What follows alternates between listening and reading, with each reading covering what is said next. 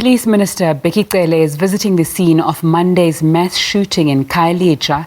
5 people were shot and killed in the Endlovini informal settlement. Now, earlier this week, Western Cape Police initiated a 72-hour activation plan in search of gunmen responsible for the shooting. Cele is also expected to visit Manenberg this afternoon, following a recent surge in gang violence, which has claimed the lives of at least 10 people. Let's get more on the story across to SABC News reporter Vanessa Poonah, who's standing by for us in Khayelitsha. Vanessa, not the first time we see incidents of violence on the Cape Flats. You're in Khayelitsha now. Just explain to us what's happening.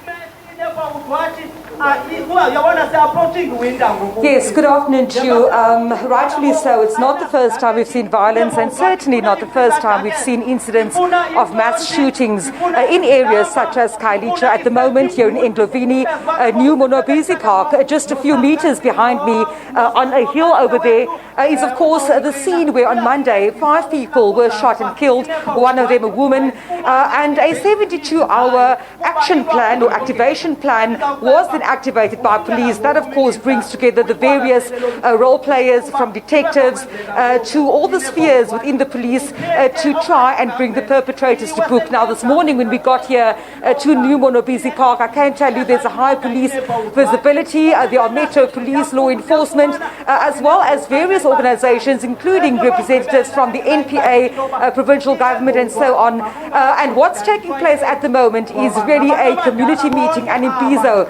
On the stage behind me, you'll see the police top brass, the regional or provincial commissioner, along with National Police Minister General Bheki Cele, listening to the concerns of the community. And just to tell you that some of them that we've spoken to this morning have talked about the extremely high crime rates, but also saying that the conditions of living contribute significantly to the police not being able to access this area. I'm joined now by the chairperson of the Khayelitsha Development Forum, Mr. Nditini Tiedo. A very warm good afternoon to you. Sir, you were telling me just now that one of the issues that communities like New Monobisi Park faces is the issue that police can't even get here, let alone talking about the mass shooting that occurred on Monday. Explain that to us, sir. Thank you so much, Vanessa, and thank you so much to your viewers as well. The area like Monobisi Park is an informal area, and according to the recommendations of the Pikoli Commission, was that the City of Cape Town has got an obligation to create where there are people settling in an area, there must be access roads, also house numbering, as well as the issue of street lighting.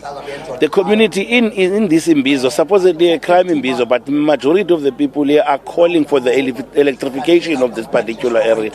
The issue of crime, Vanessa, is an all-of-government type initiative.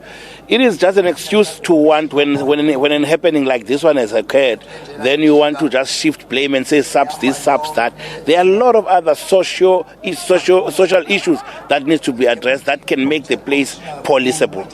Now, a short while ago, we also heard from the Sanko chairperson here in this area, Mr. Sinatemba Mtini, and he was saying that after a mass shooting like this, we see police coming out in full force, but saying that since Monday, there hasn't actually been that much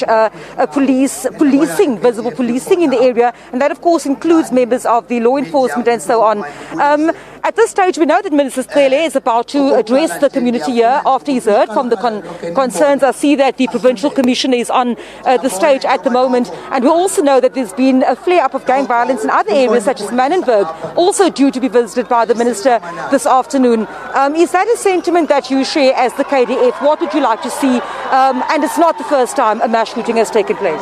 No, it is. It is, Vanessa. And as I'm saying, you see, Khayelitsha is seeing these types of shootings, multiple murders, in more often than not. And we are saying today the police had to make a way to come and to be here and talk to the people. But if they were chasing a criminal who just shot somebody, they would not go past that vehicle standing there. That's the point we are trying to make. We are saying that all 3 tiers of government needs to come together to deal with the issues of crime. There are a lot of issues that affect young people here, Vanessa, because more than just what we are discussing. If you ask another question, what do the youth residing in this place do during the day? Except for the toilets, you see nothing else. The only other thing you see is only the toilets, nothing else. Now you ask yourself a question, what diversion programs are there to prevent young people from sampling with criminal activities, which then leaves these kids open to be recruited by criminals? Thank you very much for speaking to me. Of course, Mr. Tidio there, he is the chairperson of the Khayelitsha Development Forum, and of course highlighting there a number of socio-economic challenges like street lighting, talking about the fact that in an area like this, for example, even an event like today was not planned, policing this area quite difficult. Now we do expect to hear from Minister Bheki Cele in a short while. Just behind me I can see that the Provincial Commissioner General Patekele is speaking at the moment, but I've also got with me a number of members of the community as well as of the local neighbourhood watch. If you'll just join me, ma'am, a very warm good day to you. So at the moment we've heard members of the community talking about the challenges facing them here in New Monopisi Park. As a member of Neighbourhood Watch, what is the single biggest problem that you've encountered in trying to make sure that the people that live here have a relative degree of safety? It's because abantu bafika badampe imizimba esolekileyo, and it's not the people abahlala apha, it's ngabantu from kwezinye village. They come and drop izidumbu abantu ababhubhileyo. That's the problem of us. And our neighborhood watch, we are here to sometimes to protect those people or to call the community to protect it. And you were saying that the challenges that you have is that, for example, you're talking about dumping, but you're also talking about the fact that it's very difficult for neighbourhood watchers like yourselves, members, to actually patrol an area like this, specifically when you don't have the necessary tools to do so. Yes, we don't have the